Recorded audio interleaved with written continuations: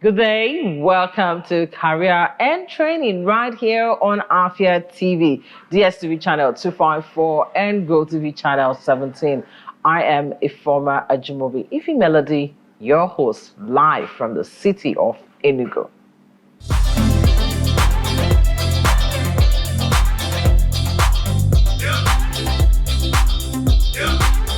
Career and Training is that special show where we get to learn from various professionals from all fields. We get to learn, and it also helps young people decide what their career choice would be. We bring experts, experienced professionals who know their onions and who are also standing out to tell us what it takes to really be good in their profession. On today's Career and Training, we are looking at something that is always dear to my heart. We're talking about journalism that impacts. And to take us through the learning process today, I have no other person but someone we call Easy with Efize, live in the studio here. She's a renowned broadcast journalist. She's worked for over 8 years in the media sector and is also currently the brand manager of the Joy Onyeso called Coaching Consult. Welcome, Easy. Thank you. Welcome to the show. I know you're a sparkling woman on radio. Yes. I mean, we had that in common. When you are on radio, they always find a name for you. Exactly. You know, I mean, I wasn't Ify Melody until I started doing radio. I can relate. Same. Yeah. All right. Good to really have you here. Thank you for having me. And I always start from the very beginning. What made you go into this profession? Okay. I would say I stumbled into radio. I wasn't looking for it. It's not something, some people have their parents as, trained as lawyers or doctors, and then you told that line. No, my mom was a teacher. Okay. My father was, he was into business and contract work. So it was the only person who had anything to do with journalism in my family is my aunt, or was my aunt. She worked then with Minaj, defunct Minaj. Yes, and then ABS. So she was Mako Wulu then, but now married Onka. So that's the only thing I had in my family. But I stumbled into radio when I went for my youth service.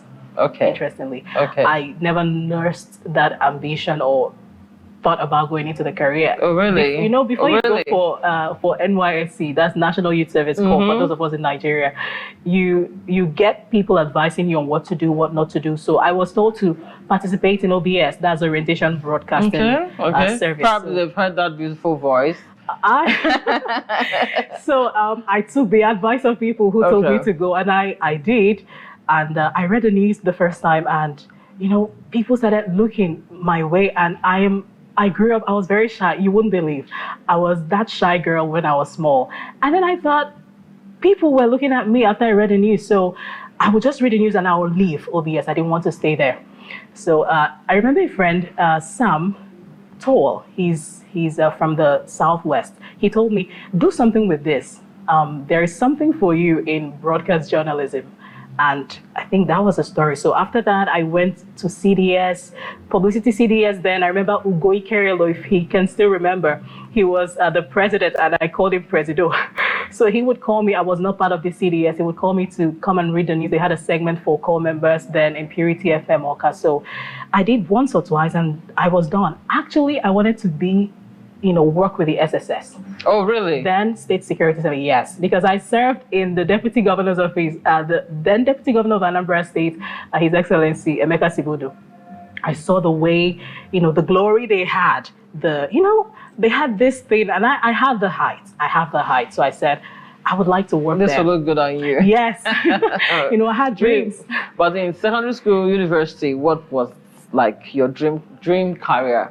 The first job I ever did was a travel agent. I was a travel agent. I worked with a travel agency.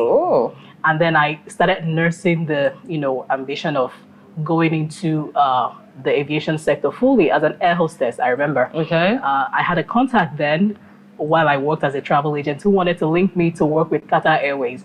And then, here in Nigeria to Arik Air. But like I said, I stumbled into this while I was nursing all of that, in the midst of that, this job came. I just went to see my friend at Hot FM, or Eberry was her name, radio name. And she was the one that gave me the name Easy with a Fizzy. Oh. Because she brought me into the industry, and like a sister, from church, I sold something to her on Sunday. She said, come on Monday to Hot FM, come take your money. So I was there with the husband now, who was not the husband then, he was a producer, Uzod. And they said, we have a space here. Why don't you come? And I was like, I don't know what to do. The only experience I had was in camp. She said, come hang out with me on my show Saturday, Sunday. And that was it. So I was interviewed when the time came to be interviewed. And out of 12 people, I was the person they were looking for. So that started my journey in 2012 in the broadcast industry, radio precisely in Nigeria. Wow. Out of 12 people. Out of 12. You were the person they were looking for. I was the one they were looking for. That's fantastic. That's fantastic. How has it been? It's been like 8 years now going. What would you say makes a good journalist or broadcast professional? I remember reading the story of Larry King and his book, and he said something about honesty. Honestly, I want to be very, very appreciative of the fact that you have me here. I resisted coming here because I'm used to being on the other side asking questions, but then I'm here. So one thing I learned from Larry King is be honest as someone who wants That's to one speak. book I've read too. Yes. How to talk to anyone, anywhere, anytime. Yes, you know it. And he talked about his experience of the first time he came on air. And, he didn't know what to say. And the boss came in and said, this is communications business. The 5 words got him to, he opened the mic, he said, this is my first day at work. I've never done this before. And my boss just walked in now and said this to me. So he had to connect to people by being honest. Why I'm saying honesty is that we need to be sure, or you need to be sure why you're getting into the industry. Why? Be honest with yourself. Yes, it's good to have a job. It's good to be paid. But beyond the pay, be honest to ask yourself those big questions. Why am I here? What am I here for? How am I going to accomplish this? With whom? And then when? When is my time to say goodbye or keep being here or transit into something bigger? So these are questions one needs to ask themselves. I mentioned honesty because sometimes if we are not careful to be honest about why we are in the broadcasting industry, then we can become submerged in a lot of things. It's not so much of a thank you job, right? You're there. So you have to be passionate about it. What is the purpose? What is driving you as a person who wants to make impact? And I believe when I saw the topic, journalism that makes impact, I thought to myself, before you can make impact on the society or on people who connect with you when you talk on TV or when you talk on radio, you want to be sure of who you are first. What do you represent? Because you cannot give what you don't have. As a person, how have you been impacted as a person who also is on that journey in the broadcast industry? What and who are impacting you? That would make the difference on how you impact the environment for good or for bad. Really. Very true. Yeah. Very true. Now, when you talk about trainings, what are the kind of training you've gone to that has impacted you, in becoming a good professional in this area? Interestingly, the first training I went for, I paid for it. I was working in Hot FM then, and we had internal trainings, in-house, but then we were told, okay, more would come. But I had that thing in me that said, I don't just want to wait for the organization. What if there are things that they are focusing on, or there are obstacles that are making them not to keep to the word? I know they have good intentions. So I said, okay, let me take a leave. I went on a leave. That was in 2013. I heard someone, Muna, if she can still remember her name then, Muna Wuneme, but she's married now. She mentioned, while I was doing my radio show on Sunday, she mentioned Federal Radio Corporation of Nigeria Training School, Lagos. So I said, I just wrote it, I kept it. So I went, I researched, I asked questions, and then I returned in 2014. Before I left for that training, I was ready to resign the job. I was that driven because I wanted to know more. I studied sociology and anthropology, so it was not even my field. Like I said, I stumbled into broadcast journalism. So I wanted to go and know the basics. There is always something about the basics, and that decision made a difference in my life. People say, "Oh, you speak well. Oh, have you lived in Lagos?" No, I was born and bred in Onitsha, Anambra State. Oh, Onitsha. Oh, yes. I did not even know. Yeah. See. So people, I know I have the gift. Yes, it's one thing to have the gift, but it's not enough. You need to train. So if you find yourself in an organization where it's not forthcoming as you expect, don't just get angry or get discouraged. Go for it if you have the means. So that's what I did. I went for that training, and that started the journey for me. I went to Radio Netherlands Training Center. It was through my office then in Hot FM that I knew about it. I remember Obi Fado, if he can remember. I'm calling names because I'm grateful. I'm telling a story of how journalism, broadcast journalism, has shaped and impacted me to be able to impact my world, whether I'm on air or off air. So I went to Radio Netherlands Training Center 2017 I went with Chimezie Uchabo now. She was Chimezie Zembo then. And I talked about it. I said, hey, there is something we can go for. Let's not just wait for our office. And we applied, and we got scholarship from Dutch government. And we went for 3 weeks. So she did investigative journalism. I did a course on, producing media to counter radicalization. So that also changed the narrative for me. It started helping me to understand how to tell stories better, how to engage with the audience better. And that trip opened the door for other people in my office. And I'm mentioning Vincent, Eddie. I think you're going to see clips of my story much later. But then Vincent went for the same training 3 weeks and then came back and said, hey, it's possible to do masters still on that scholarship. And I kept going and developing myself that way. I've also had opportunities to be trained through Dream FM. I think I had a lot of opportunities, and I'm grateful. 92.5 Enugu's Dream FM here. I've been trained by BBC. I've been trained by a Voice of America, different trainings and workshops within Nigeria. I remember we went to BBC office at Abuja. We had like a week. We stayed for a week. It was like a camp, and then we produced something together. Different journalists from the 6 geopolitical zones. So I've been opportune to have all of these, but it didn't come that way at first. I had to tell myself, go for this. If this is important, and that's why I said from the beginning, be honest with yourself. Why are you there? If you don't tell yourself that truth, you're going to find yourself struggle and get into a lot of vices that come with the job. Yes. Yeah, a lot of vices that come with the job. Oh, yes. Okay, because I was going to ask you, what are the challenging parts of being a professional journalist? And yeah, I mean, we're in Nigeria and we're in the same field, and we know what a lot of media professionals and journalists go through. But what are those challenges, and how have you been able to overcome them? One of the challenges, time.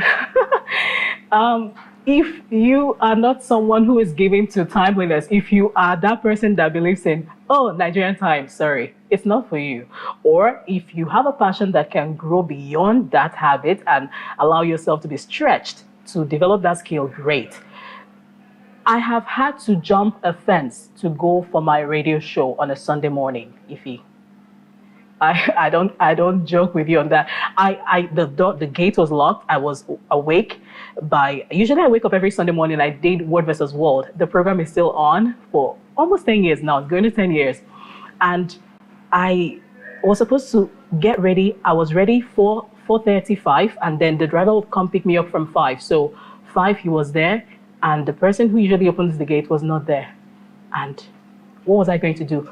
The rational thing to do was to call my program's head, Jude. And he was a very understanding, and I loved working with him. He was very understanding, Jude Thomas Dawam. So, but I said to myself, no.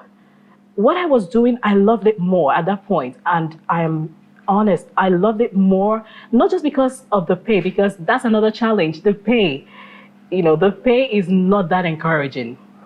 But there are lots of other opportunities that you can leverage on once you're consistently pursuing your passion and your purpose via the broadcast journalism industry. So that happened. I jumped the fence, I went to work, and you had to be there on the show and on time. I was there. 6 a.m., I opened the mic, they heard my voice. Good morning and welcome to Dreamspiration. So yes. How you got there?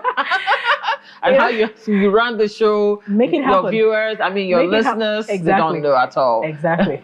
So the show must go on, as to put it. That's what we say. The show must go on. There are no excuses. And I'm so glad I learned that working in the broadcast journalism industry. It helped me to develop that skill of timeliness. And it also helped me to survive when I traveled to Netherlands, because they are very time conscious. They don't know what it is when you say you'll be in class at 9 and then you're showing up at 9:30. No, it doesn't work that way. If you tell a Dutch that this is when you're coming, they expect you to be there, even show up minutes before the time. So all right, just before we round off on the show, how have you seen yourself impact lives doing journalism? Impact lives. Well, I think journalism became, like I said earlier, it became not just a job that I was being paid for, because most times I was on leave and I had to go to work. Even if I traveled out, I remember going for a wedding and I told my family I had to leave that Saturday because I had to be on air Sunday morning. It became a ministry for me. I would say that radio has been a journey of redemption for me. Getting into radio and the people I've come to meet and I still have in my circle, holding my hands to grow and to be better, I am grateful for that. So that has helped me to also become a better person to impact. I remember a vivid story of just a young girl who was on the street and was, mentally unstable. She didn't know how to get home. And we went to fellowship that Saturday evening, and then one of her brothers, Brother Jonathan, reached out and said, hey, he knew I was working with Dream FM. He said, I don't know what to do here. So it was not my business, so to say, because it was out of time, the time I had to work. It was a Saturday, I needed to rest, right? But we took that up. We followed up. We went to the office of the is it the commissioner? Okay. Yeah, for gender affairs. Yes, we frequented the office.